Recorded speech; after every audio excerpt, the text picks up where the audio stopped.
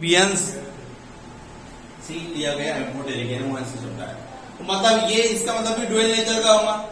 Amphoteric substances are the substances they are act as a both like acid and base, उनको बोला जाएगा amphoteric substance, कोई भी substance. लेकिन यहाँ पर्टिकुलर हमको एम्फोटेरिक क्या बोला उसने, वाटर। भाई एम्फोटेरिक नेचर ऑफ वाटर बताओ, तो हम बोलेंगे कि water is act as a both like acid as well as base, therefore water shows the amphoteric nature. Water जो है वो दोनों की तरह काम करता है बेटा, एसिड की तरह भी और बेस की तरह भी, इसलिए वाटर का जो नेचर होता है वो कैसा होता है, एम्फोटेरिक, यानी वो एसिड भी बन के बता सकता है और बेस भी बन के बता सकता है। एग्जाम्पल से देखते हैं कि चलो एग्जाम्पल अगर अपन देखें कि एग्जाम्पल क्या होगा, तो पहला एग्जाम्पल देखता हूं मैं यहाँ पर H2O और H2 को रिएक्ट कर लिया मैंने यहाँ NH3 के साथ। तो अगर वाटर को मैंने NH3 के साथ में रिएक्ट कर लिया तो इस केस में वाटर एक्ट होगा मेरे पास में एसिड की तरह, क्योंकि NH3 बेस होता है। तो ये क्या करेगा, वाटर इसको अपना प्रोटॉन डोनेट करेगा। ये अभी समझा के दिया अपन ने, क्या वाटर से HOH के बीच का बॉन्ड तो H पर प्लस आएगा और H पर प्लस आएगा तो ये अपने लोन पेयर देगा, इसको एक्सेप्ट कर लेगा। जैसा भी समझना है वैसा समझ सकते हैं, ठीक है। तो इस केस में यहाँ पर ये हो गया आपका OH नेगेटिव और प्लस यहाँ हो गया NH4 पॉजिटिव, ठीक है।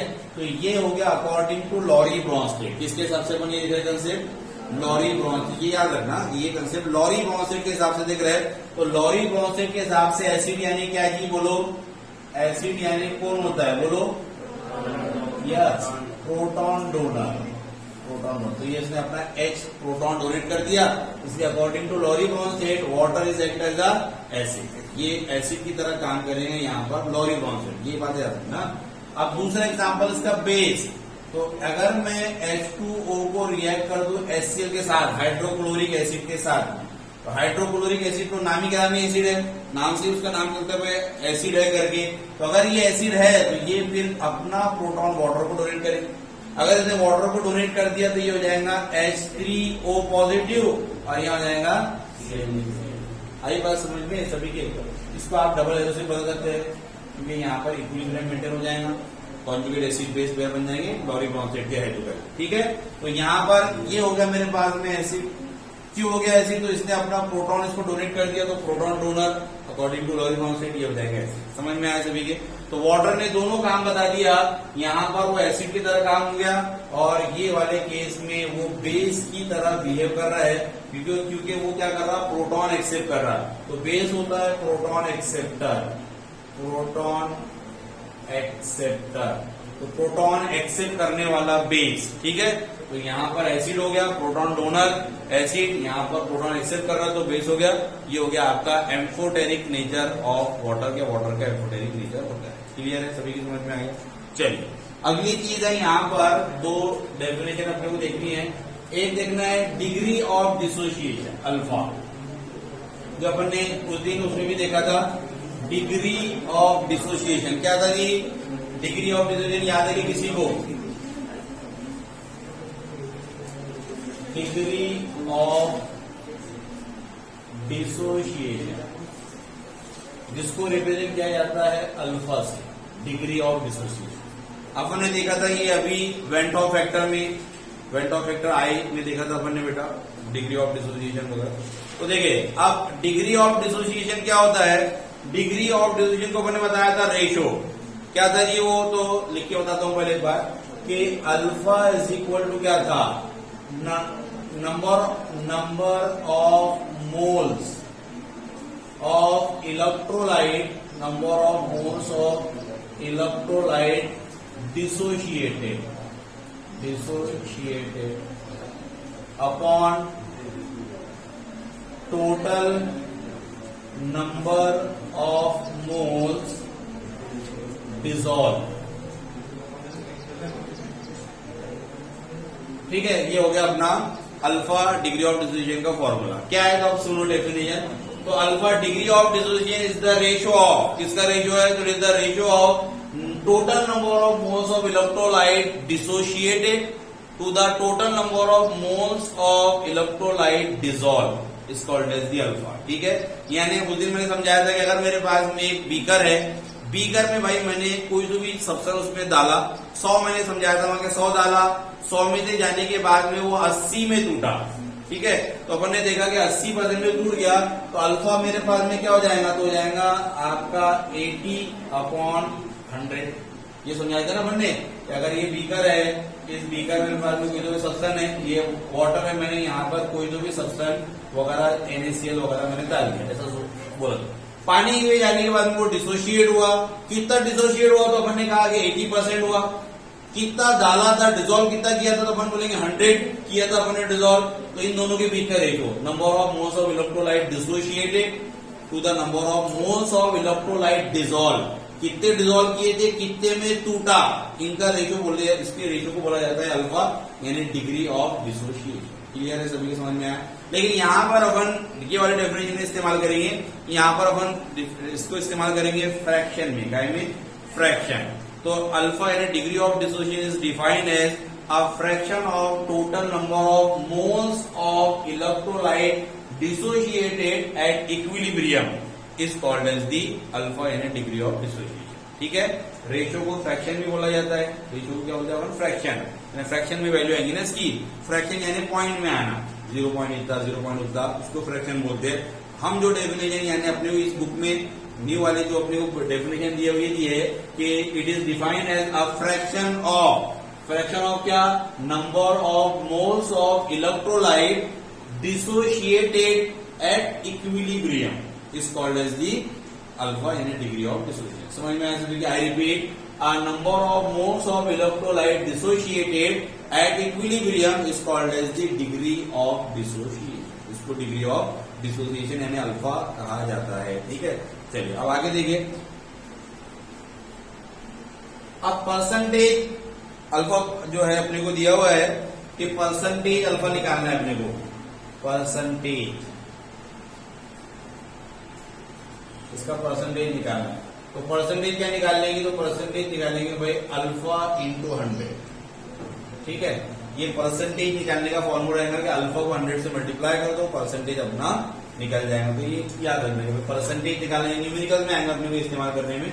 परसेंटेज निकालना है अपने को अगर, तो अपन अल्फा से 100 से अल्फा को मल्टीप्लाई करेंगे, जो भी वैल्यू आ जाएगी वो हमारा परसेंटेज निकल जाएगा। ठीक है, इसको बोला जाता है डिग्री ऑफ डिसोसिएशन। उसके बाद में नेक्स्ट जो डेफिनेशन है, जो पार्ट है हमारा, वो है आपका डिसोसिएशन कांस्टेंट। अगला पार्ट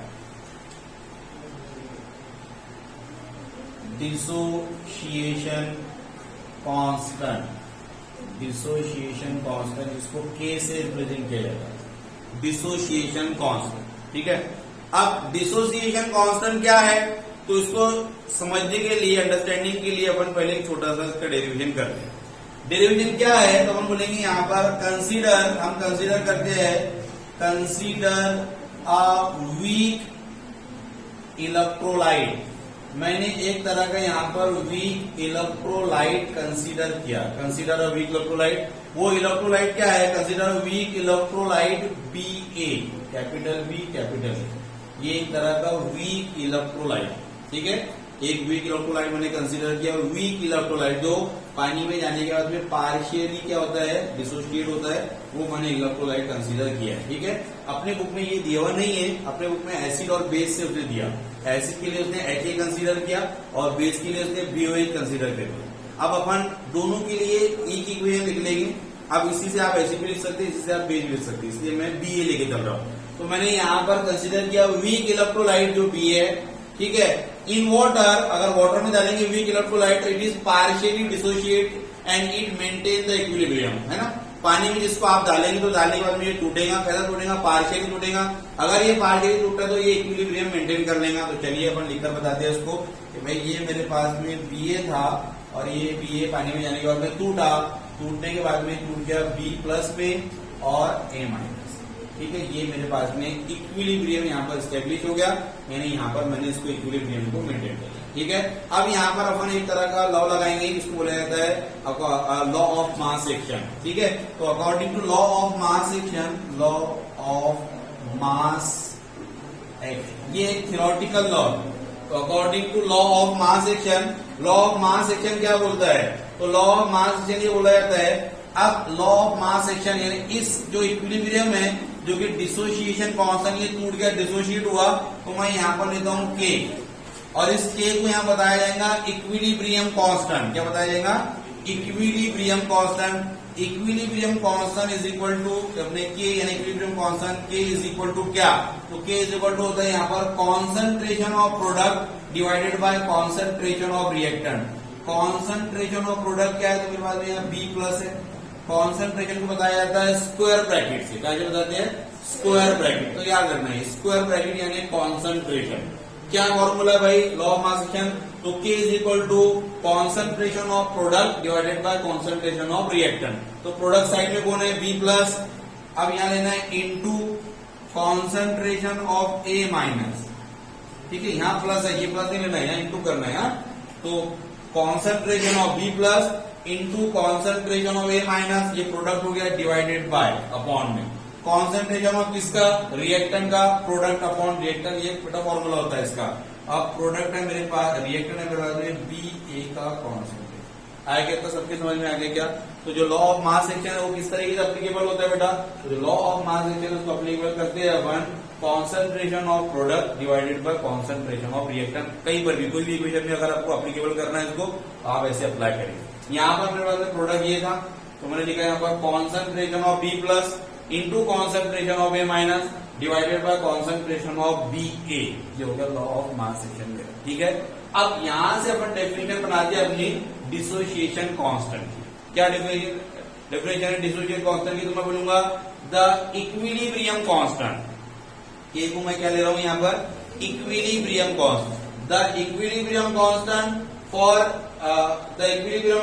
फॉर इक्विलिब्रियम डिसोसिएशन। ये इक्विलिब्रियम है किसके बीच में? डिसोसिएशन के।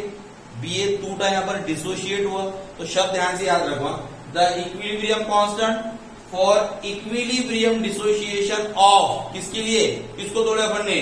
तो of weak electrolyte is called as the dissociation constant. I repeat, the equilibrium constant K, जिसको अपन ने कैसे प्रेजेंट किया? The equilibrium constant for equilibrium dissociation, ये इक्विलिब्रियम डिसोसिएशन है ऑफ, किसके लिए है ये? Of weak electrolyte is called as the dissociation constant. समझ में आ गया सभी की डेफिनेशन?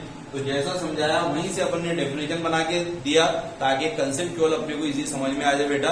ये इक्विलिब्रियम कांस्टेंट है, ये इक्विलिब्रियम डिसोसिएशन है, किसके लिए है? ऑफ वीक इलेक्ट्रोलाइट के लिए। इसको कहा जाता है डिसोसिएशन कांस्टेंट के। क्लियर है क्या सभी के समझ में आया? यस। अब जो अपने को गिवन है वो अपने को गिवन है एसिडिक डिसोसिएशन कांस्टेंट और बेसिक डिसोसिएशन कांस्टेंट।